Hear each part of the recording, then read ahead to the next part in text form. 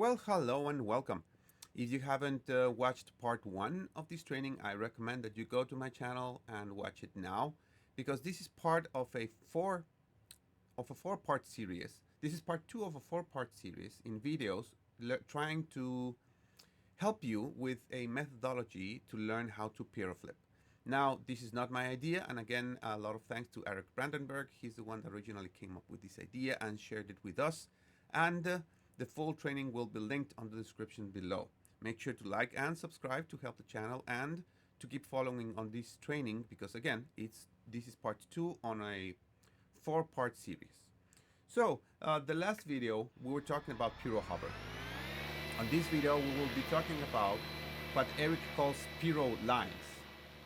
So, once you've mastered the Piro hover, and again, I have not mastered yet any of these skills that that Eric is showing, but I think I can at least fly somewhat proficient so that I can show you guys how to do that.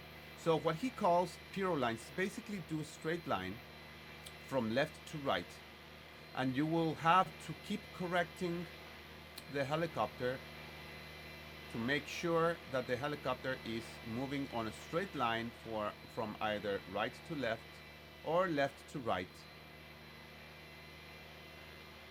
So on the first one we were just doing the hover, and on this one we're actually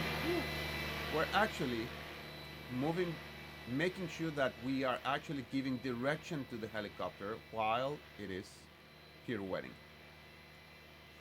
Now, how I do this is, as I shared with you on the first one, I just give little jabs to position the disc at a certain tilt angle. Now, you cannot see the sticks, but what I'm doing here is that I'm basically just keeping my rudder pegged and just managing the collective. While I was doing the line, I was basically not touching my cyclic at all. So when you have the correct tilt on your helicopter, you can just let the Piro compensation do the work. You just need to give very small corrections, if at all, throughout the line. Now, when you want to turn around, and of course turn the helicopter around, you have to make all the appropriate corrections to tilt again the disc so that it moves in the direction that you want.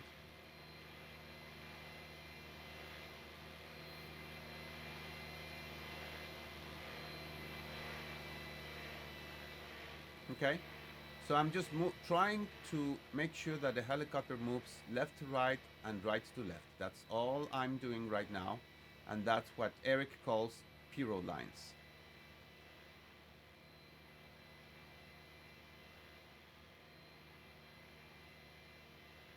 That's all I'm doing. And of course you can also do that while inverted. So let's get the helicopter closer to us.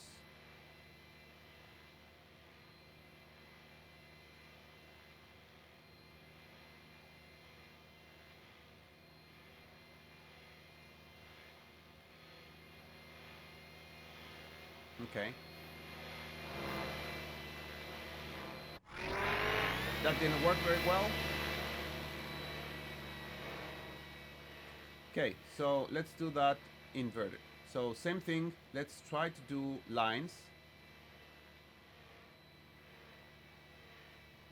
So a straight line, right to left or left to right. So I'm trying to get it back right now because it went too far away before I actually try to make the line.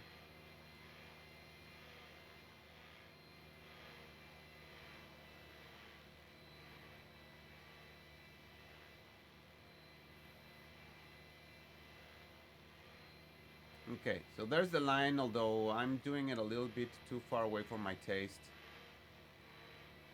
But I'm trying to do that line. Let's try to get it a little bit closer to us.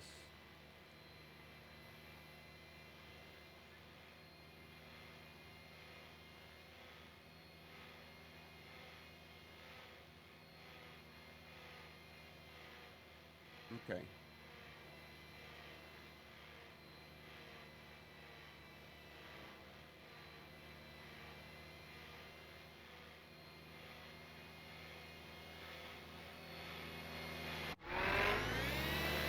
Okay guys, so as you can see, I'm still working on that.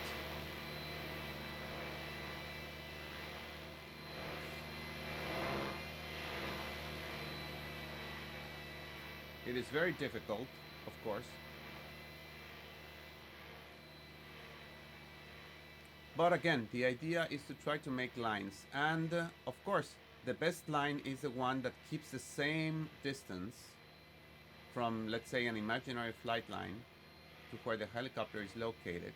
So you don't want to keep getting the helicopter in a straight line, either getting closer to you or farther away from you. You want to keep, of course, the same distance, which is easier said than done. But I think that that demonstrates the idea. So that's what Eric calls Piro lines. So straight line from left to right and from right to left, both upright and inverted while pirouetting. Now, I didn't demonstrate that very well on this video, but I think you get the idea. So next on the series is going to be something that he actually doesn't give a name to, but it's what I call Piro box.